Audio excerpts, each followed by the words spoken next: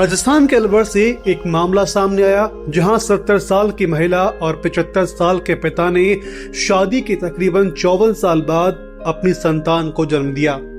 Doctor का दावा है कि राजस्थान में यह ऐसा पहला मामला है जब इतनी बड़ी उम्र की महिला ने बेटे को जन्म दिया। हालांकि आईवीएफ तकनीक से देश दुनिया में पहले भी ऐसे बुजुर्ग दंपति 70-80 साल की उम्र में माता पिता बन चुके हैं। बांग्लादेश के युद्ध में झुंझुनू के नोहनिया गांव में पूर्व सैनिक गोपीचंद को पैर में गोली लगी थी और 54 साल बाद में पहली संतान होने की खुशी क्या होती है वह आप इन्हें देख करके अंदाजा लगा सकते हैं। गोपी सिंह है और मैंने आर्मी में भी नौकरी की। बांग्लादेश की लड़ाई के अंदर में जख्मी हुआ और मेरी उम्र 70-75 साल की उम्र हो गई। इस उम्र में और मेरे को लड़का प्राप्त हुआ तो मेरे को बहुत भारी खुशी है। इससे पहले आपके कोई संतान नहीं थी? इससे पहले कोई संतान नहीं थी। आपके पिता के भी आप अकेले हैं? मेरे पिताजी का भी मैं अकेला हूँ। यहाँ तक कैसे पहुँचे आप अलवर तक? यहाँ तक तो मेरे को ऐसे ही मतलब अखबार में या वहाँ पर मतलब पढ़ने से किसी ने बताया, किसी रिश्तेदार ने, उनके बताने से मैंने यहाँ पर संपर्क किया और डॉक्टर साहब के पास आया। इन्होंने मेरे को गाइड किया। उस गाइड के अनुसार मैं अपने परिश्रम मेहनत करता रहा, आता रहा। इस मौके पर IVF expert doctor Pankaj Gupta कहते हैं कि देश भर में इस उम्र में बच्चे पैदा होने के मामले गिने चुने ही हैं और राजस्थान का ये पहला मामला है। जो बच्चा पैदा हुआ है उसका वजन करीब 2.25 किलो है। ये आईवीएफ प्रक्रिया है जिसके जरिए बच्चे ने जन्म लिया। इन विट्रो फर्टिलाइजेशन को पहले टेस्ट ट्यूब बेबी के नाम से जाना जाता था। ये बहुत बड़ी उपलब्धि है।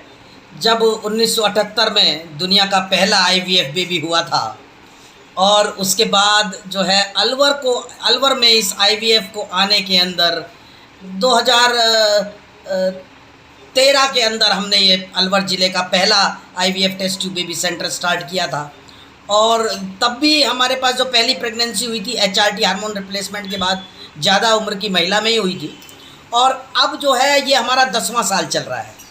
हमारे टेस्ट ट्यूब बेबी सेंटर का 10वां वर्ष है और उस 10वें वर्ष के अंदर 75 साल की जो है पुरुष और 70 साल की महिला के हार्मोन रिप्लेसमेंट थेरेपी के बाद जो ये सफलता मिली है ये अभूतपूर्व है, ये कमाल की है। देश में ऐसे कितने उदाहरण होंगे? ये राजस्थान में शायद पहला उदाहरण है, लेकिन हिंदुस्तान के अंदर तो 1-2 केस हुए हैं जो 70-72 साल की उम्र में हुए हैं, लेकिन राजस्थान में शायद ये पहला केस है। और सबसे बड़ी बात यह है कि अभी पार्लियामेंट के अंदर कानून पास हुआ है दिसंबर 21 और जनवरी 22 में, जो जून 22 से लागू हुआ है। और उसके अनुसार अब आईवीएफ सेंटर्स जो है 50 साल से ज़्यादा उम्र के जो संतानहीन है उनको ट्रीटमेंट नहीं दे पाएंगे, आईवीएफ प्रक्रिया में नहीं ले पाएंगे। लेकिन ये जो केस है हमारा उस कानून के आने से पहले का है। तो ये जो है उपलब्धि है हमारी कि इस उम्र के अंदर बच्चा होना, 2 किलो 750 ग्राम का बच्चा होना, सबसे बड़ी बात है 2 किलो 750 ग्राम का बच्चा होना। ये नियमित रूप से ये आते रहे हमारे पास, मेडिसिन लेते रहे, ट्रीटमेंट लेते रहे और उसी का ही परिणाम है कि ये बच्चा इतना स्वस्थ और सुंदर बच्चा हुआ है।